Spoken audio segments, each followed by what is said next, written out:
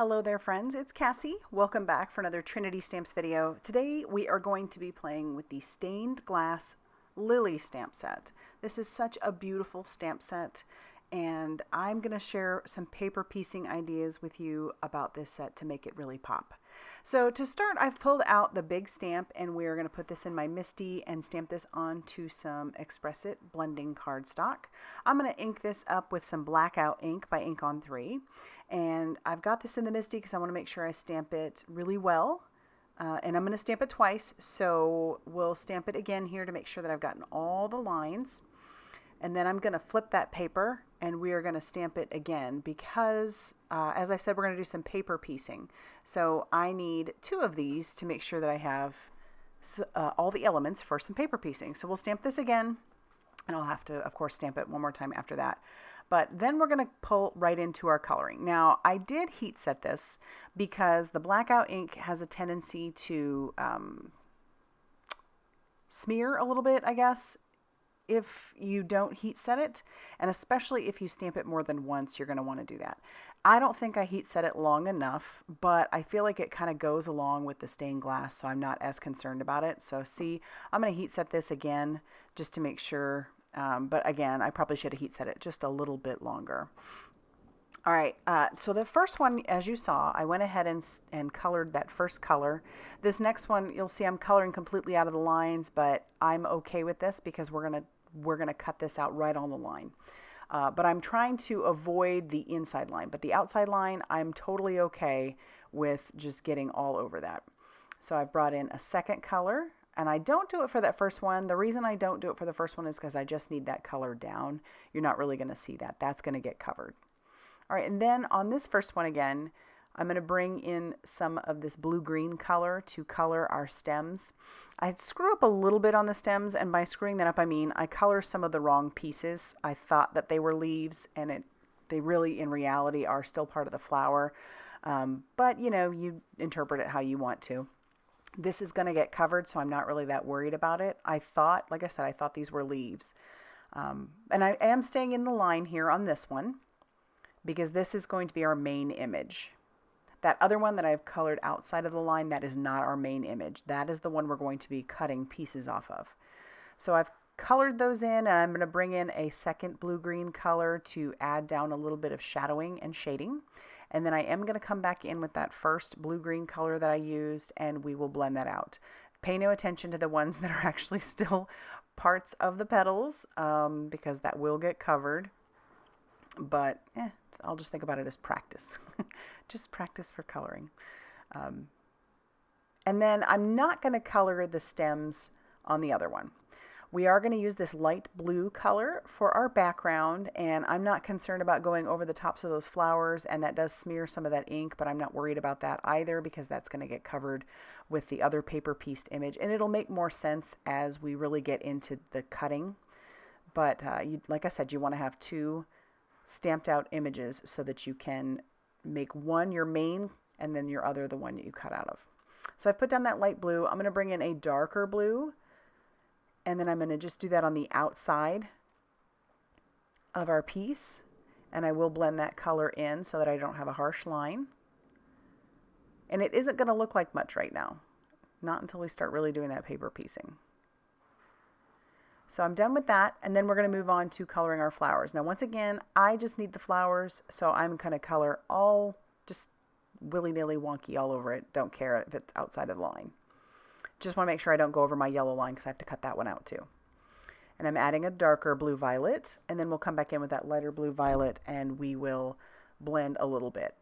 And I'm using some of that darker blue-violet and some of the underneath of the flowers, just adding in some of that darkness where I think that would look good.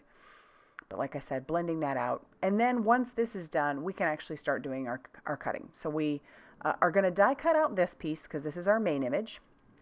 And the stamp set has the separate die cuts that will cut out the oval and the words. So on this one is the one I'm going to cut right on the line. Now I know some people are like, oh, fussy cutting, but when you're fussy cutting right on the line, I think that's so much easier than when you are fussy cutting and trying to add a little bit of a white border. That can be where some of the frustration comes in for people who don't really like fussy cutting. And in the beginning, when we first started stamping 20 plus years ago, some of us, this is all we had. We didn't have matching dies for each of the stamp sets that we had, and so if you wanted to add dimension by maybe having your piece cut out, you had to physically cut it out with your scissors.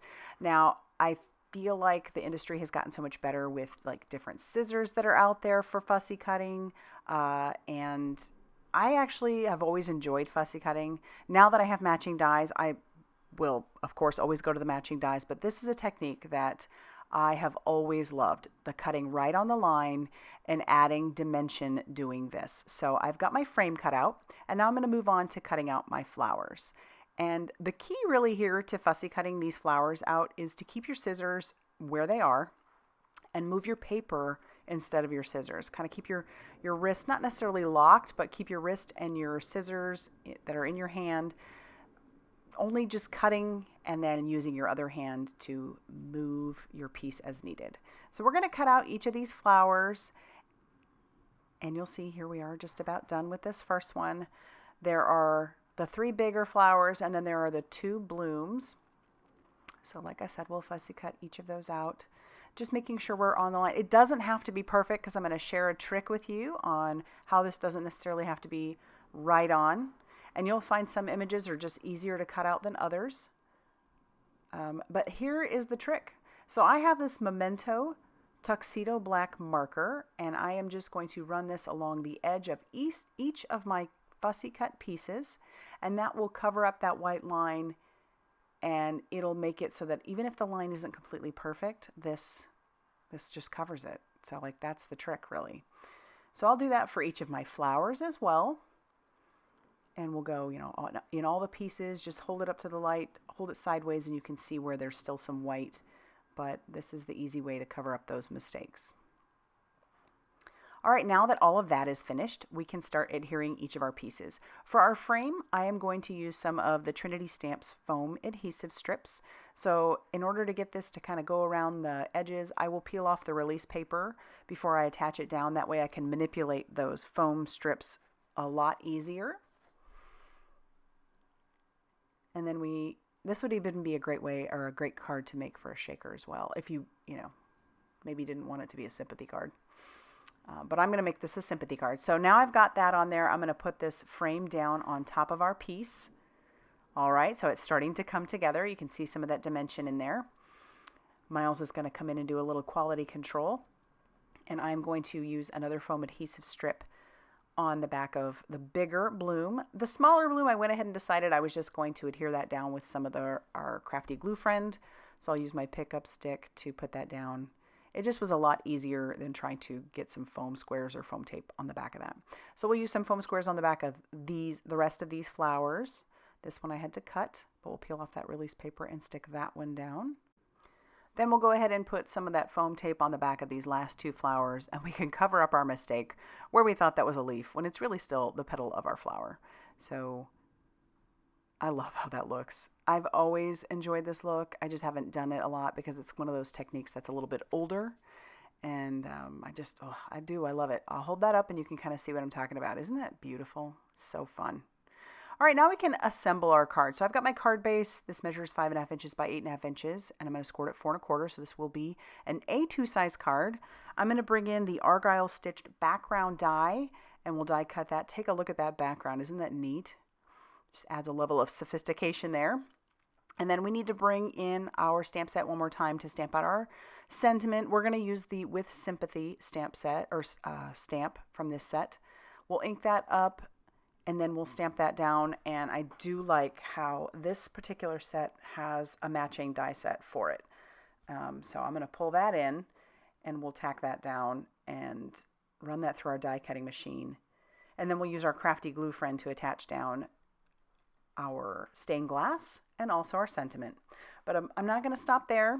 I'm going to bring in some Seashore flatback sequins. These are beautiful, and they match that frame that I did really, really well. So I've put that into our tidy tray. I'm using some Crafty Gluefriend along with our pickup stick to attach those down. And then I do have one more little bit I want to do. Now remember, when I colored these, I colored over the stamen, so I've brought in some mustard gold Nouveau crystal drops. I'm just very lightly putting a dot, I'm not even squeezing really, and I'm putting that over the stamen, and that will dry very quickly. But once I'm done with that, that's going to finish off this card for today. And I do love how this turned out, and I hope you do too. If you do, please be sure to hit that like button. Definitely consider subscribing if you haven't already done so. And be sure to check out all that Trinity Stamps has going on over on their blog, Facebook page, and Instagram for more crafty inspiration. Thanks for stopping by, and we'll see you soon.